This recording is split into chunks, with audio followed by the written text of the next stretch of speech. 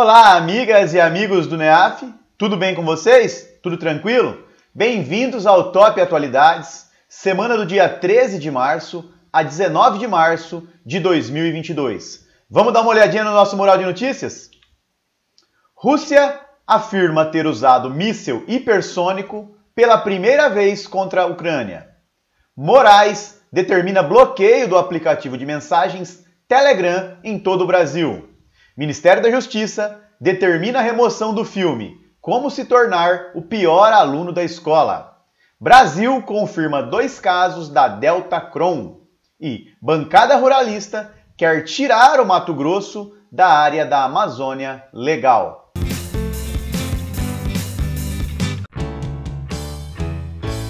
É tradição no Top Atualidades, eu trago a nossa notícia de destaque. Rússia afirma ter usado míssil hipersônico pela primeira vez contra a Ucrânia.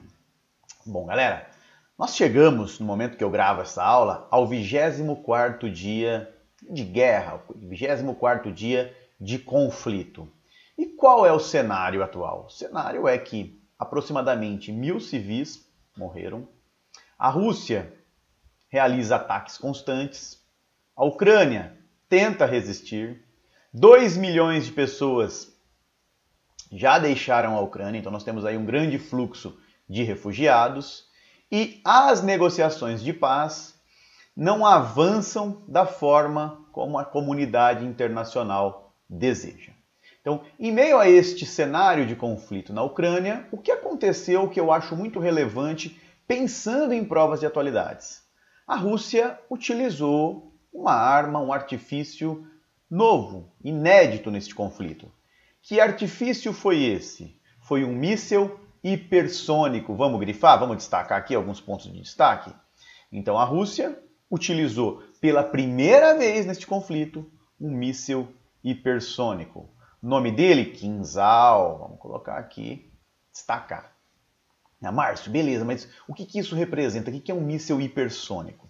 Márcio não é um especialista em míssil, obviamente, mas a gente vai tentar entender um pouquinho. Esse míssil hipersônico, no caso, foi lançado por um caça, é lançado por caças, é importante a gente destacar isso. Ele atinge uma velocidade de 6.000 km por hora, então altamente veloz, tem o potencial de realizar manobras e pode acertar alvos a 2.000 km de distância. Quando a Rússia desenvolveu essa arma em 2018, o Putin chegou a declarar: nós temos um míssil invencível. Por que isso? Sistemas de defesa não conseguem parar um míssil desse. Então, a Rússia utilizou, pela primeira vez na Ucrânia, um míssil hipersônico. O alvo foi um depósito subterrâneo de armas. A Ucrânia confirmou o fato, mas não disse qual seria o míssil que atingiu, mas confirmou a destruição desse depósito subterrâneo de armas. O que a gente pode tirar disso? É um recado do Putin, de que ele quer mostrar, né? Um recado assim: eu quero mostrar para a comunidade internacional, quero mostrar para o mundo que eu tenho armas altamente potentes. Ah, mas Márcio, o mundo já sabe, ok, mas ele está mostrando que está disposto a utilizar. Então isso a gente precisa ficar atento. Beleza, Márcio, então compreendi, a Rússia utilizou aí um míssil hipersônico. O que podem perguntar na minha prova? Como que eu creio que este fato vai aparecer em provas de atualidades? Virá um enunciado, esse enunciado destacará de forma geral o conflito entre Rússia e Ucrânia. Beleza? Tá bom. E aí nós teremos o seguinte comando na questão. Sobre o conflito entre Rússia e Ucrânia, o que é correto afirmar? Assinale a alternativa correta. E uma das alternativas pode abordar que a Rússia utilizou um míssil hipersônico. E aí o candidato fica na dúvida. Será? Aconteceu tanta coisa no conflito, será que chegou a usar um míssil hipersônico mesmo? Será que isso aconteceu? Sim, galera. Aconteceu, isso foi confirmado pela Rússia na última semana. Eu gostaria muito... antes de falar isso. Nesta semana nós tivemos um fato que pode nos dar uma certa esperança. Que fato foi esse? O Zelensky, o presidente ucraniano, afirmou que é a hora dele e o Putin conversar. Eles precisam conversar para encerrar esse conflito. E ele sinalizou uma possibilidade de se afastar da OTAN, de não ingressar na OTAN, de garantir que a Ucrânia não integrará este grupo. Tá? Então isso nos dá esperança pensando no fim do conflito. Então eu gostaria muito de estar aqui na próxima semana com a minha notícia de destaque trabalhando o fim do conflito, explicando como foi esse cessar-fogo, esse acordo de paz. Beleza? Volto daqui a pouco com as demais notícias da semana.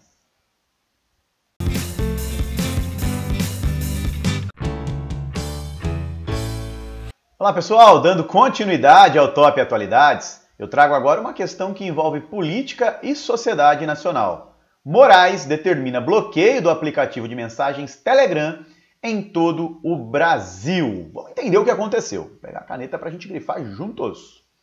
Seguinte, o ministro do STF, Alexandre de Moraes, do Supremo Tribunal Federal, determinou de forma monocrática a suspensão do aplicativo de mensagens Telegram.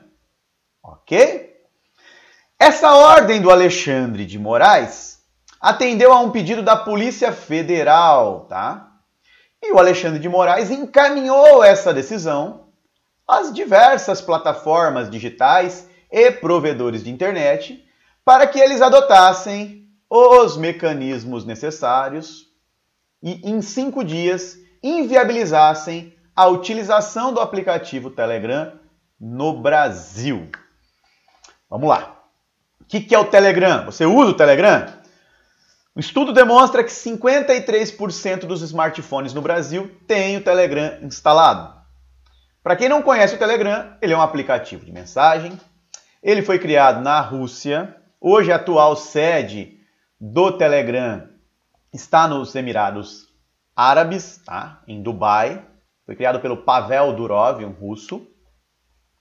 Ele tem algumas diferenças de funcionalidades em relação ao WhatsApp, mas é muito semelhante ao WhatsApp. Ele permite, por exemplo, grupo com muito mais pessoas. O WhatsApp tem uma redução, são 256 pessoas no WhatsApp. O Telegram permite grupo com 200 mil pessoas. Ele tem algumas outras funcionalidades, como criação de enquete, divulgação de vídeos, embora o WhatsApp também permita isso. Mas quero que vocês entendam assim, quem não utiliza o Telegram. Ele tem uma certa semelhança com o WhatsApp. Tá. E o que está pegando em relação ao Telegram?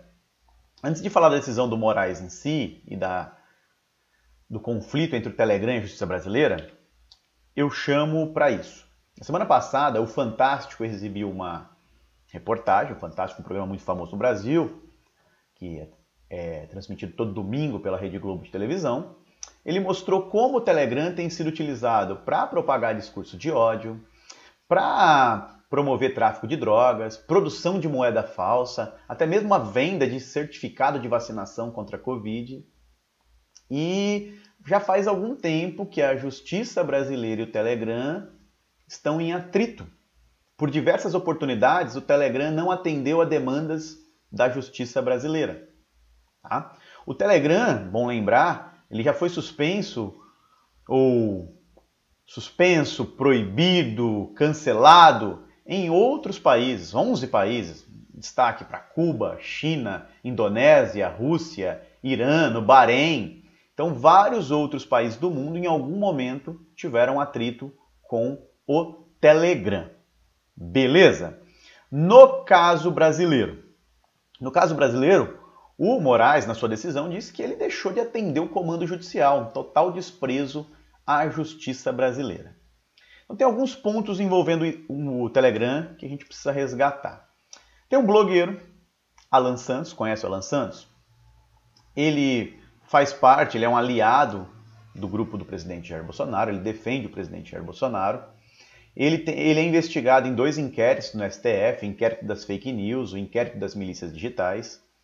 Ele tem contra ele um mandato de prisão, ele é considerado foragido, tá? Esse pedido é do STF. Ele é acusado de propagar notícias falsas na internet. Ele teve, inclusive, a pedido da justiça brasileira no Telegram, contas falsas suspensas. Mas em todos os pedidos feitos pela justiça brasileira, alguns deixaram de ser atendidos. Então, um deles, por exemplo, foi que existe monetização, né, no Telegram. E o Telegram não apresentou aí nenhum documento que comprovasse o encerramento dessa proibição, a não monetização do Alan Santos, por exemplo. Tá? Também foi pedido pelas autoridades brasileiras dados cadastrais. O Telegram não forneceu. Também foi pedido ao Telegram que ele explicasse como vai realizar o combate de desinformação, o combate de notícias falsas. Isso não foi realizado. Então, por não atender algumas demandas da justiça brasileira, ocorreu essa determinação de suspensão. Agora, o Alexandre de Moraes deu 24 horas para o Telegram cumprir com todas as demais decisões. Por que isso? Porque o Telegram afirmou que teve um problema no e-mail, passou um novo e-mail e foi por isso que ele não atendeu as demandas anteriores, né? Foi dito pelo menos. E agora o Telegram então terá 24 horas para atender essas demandas do Alexandre de Moraes e não ser suspenso. Entre essas demandas está a suspensão de algumas contas, a retirada de conteúdos que questionem a confiabilidade das urnas eletrônicas, tá? As medidas que serão tomadas pelo Telegram para inviabilizar a divulgação de notícias falsas. Então, toda esta polêmica envolvendo o Telegram está intimamente associada ao processo eleitoral no Brasil em 2022. Há uma grande preocupação com a divulgação de notícias falsas. Muita gente no Brasil, o Brasil é um país polarizado, né? Entende que essa medida do Alexandre de Moraes é descabida e que ela configura um tipo de censura. Tá? Então são pontos aí, imagine só esse tema numa redação. É uma discussão muito legal, né? Pensando agora em prova objetiva de atualidades, o que pode aparecer? Podem perguntar para você o nome do ministro que determinou a suspensão do Telegram. Ministro Alexandre de Moraes. De boa.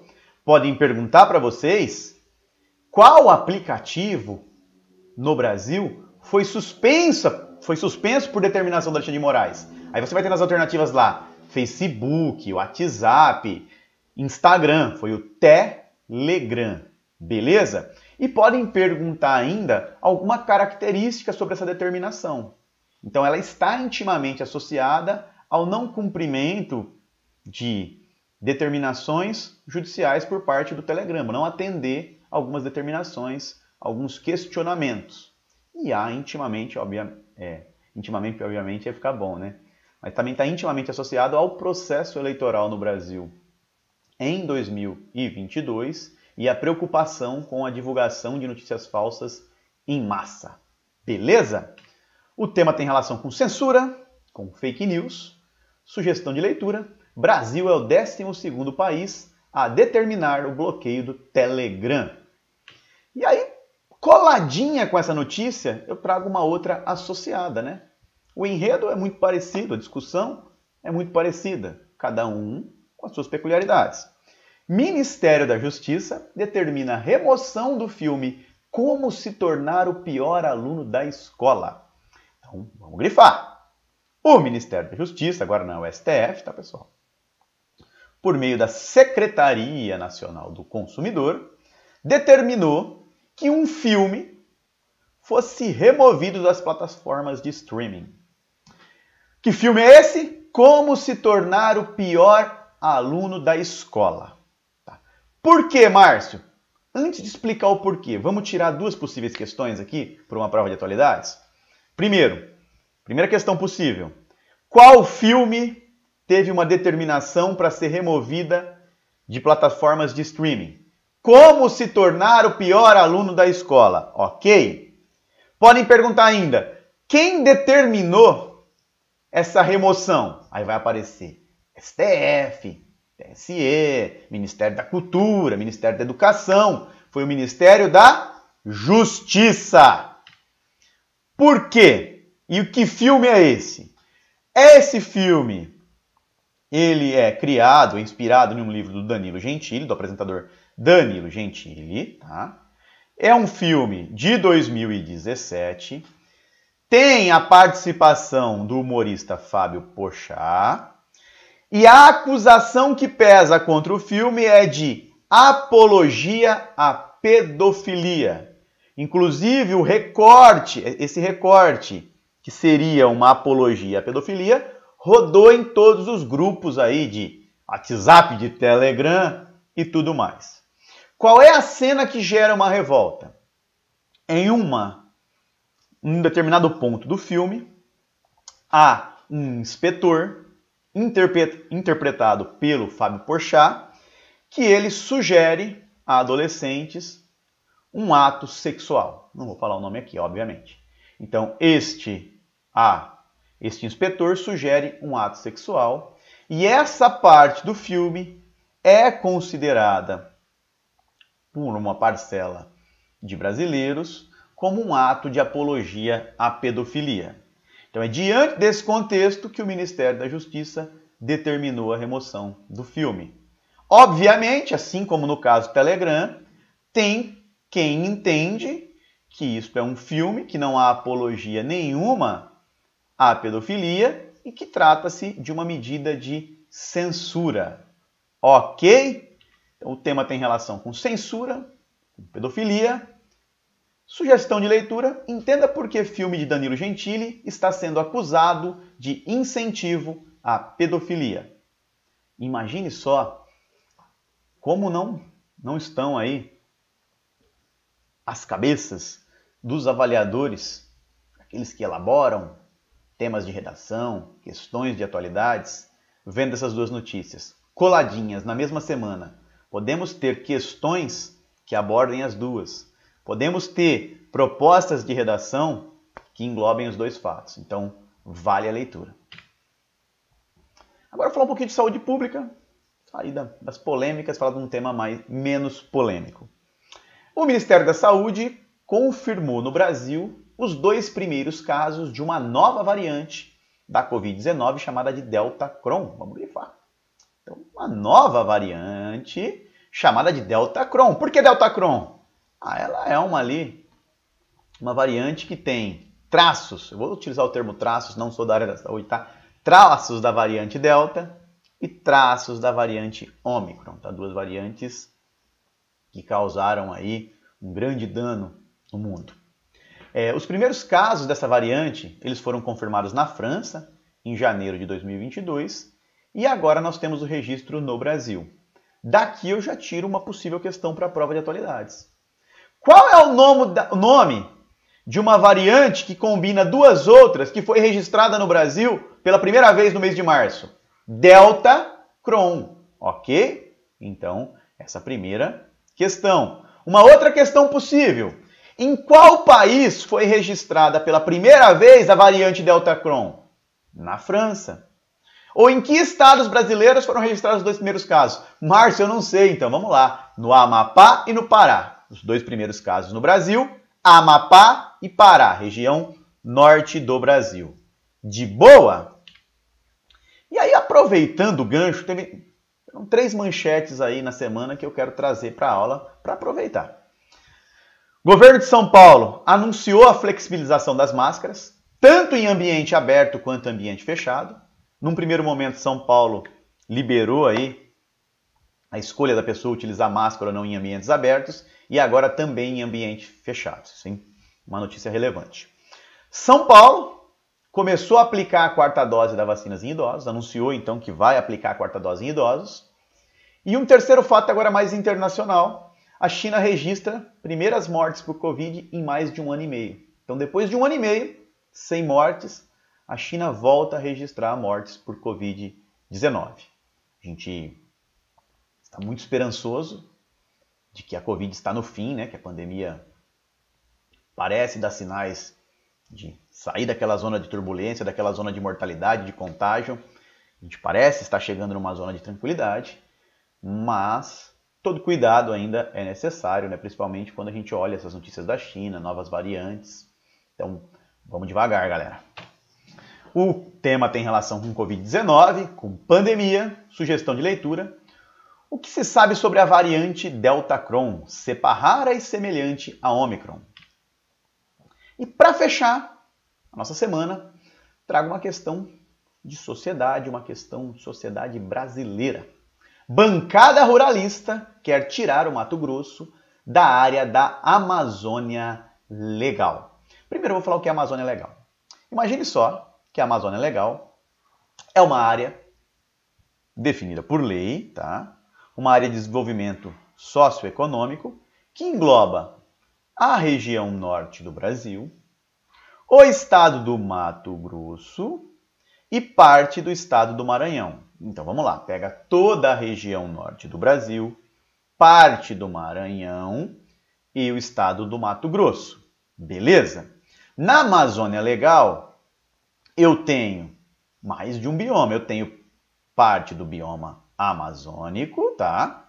Eu tenho também o bioma do Cerrado e tenho também parte do Pantanal. Então, a Amazônia Legal não é a mesma coisa que o estado do Amazonas, não é a mesma coisa que floresta amazônica. É uma área definida por lei, pensando em desenvolvimento socioeconômico, tá? E gestão até mesmo de recursos naturais. Ok? Tá, Márcio, agora já compreendi, de boa. O que tem de novo envolvendo essa Amazônia Legal? Avançou um projeto de lei, um projeto da Frente Parlamentar da Agropecuária, então avançou na Câmara, tá? A Frente Parlamentar Agropecuária, avançou na tramitação de um projeto de lei. E o que esse projeto de lei propõe?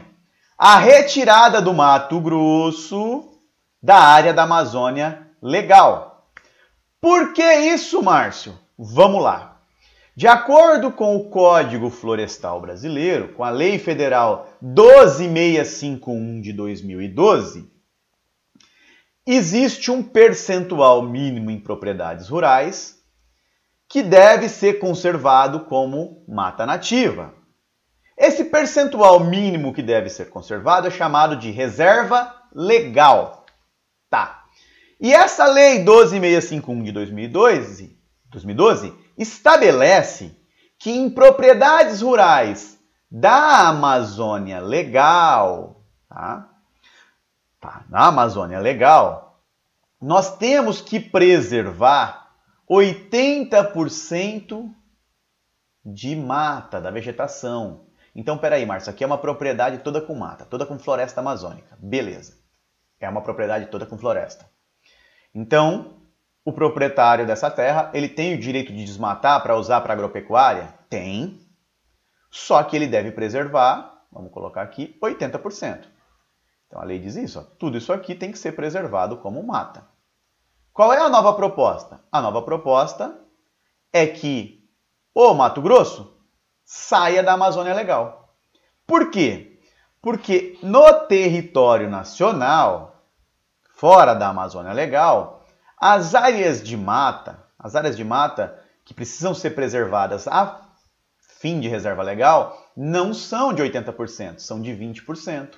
Então, olha o que acontece agora. O que acontece agora é que essa reserva legal seria apenas esse canto da propriedade. Então, é uma defesa da bancada ruralista, justificando que isso ampliaria a área para a produção de alimentos. Ok?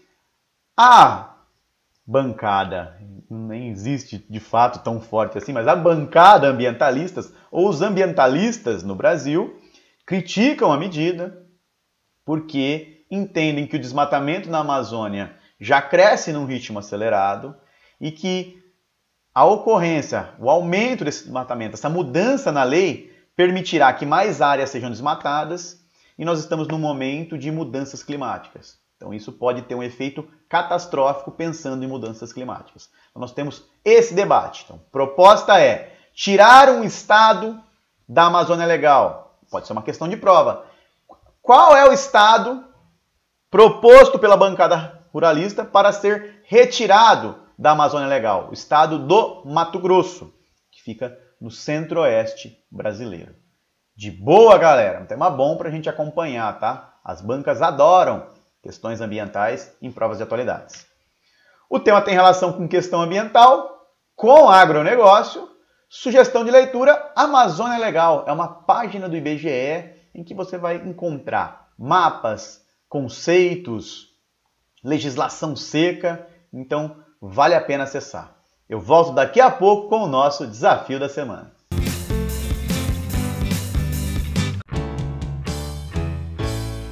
Pessoal, desafio da semana em tela. Uma questão cultural, questão que costuma derrubar candidato em prova de atualidades.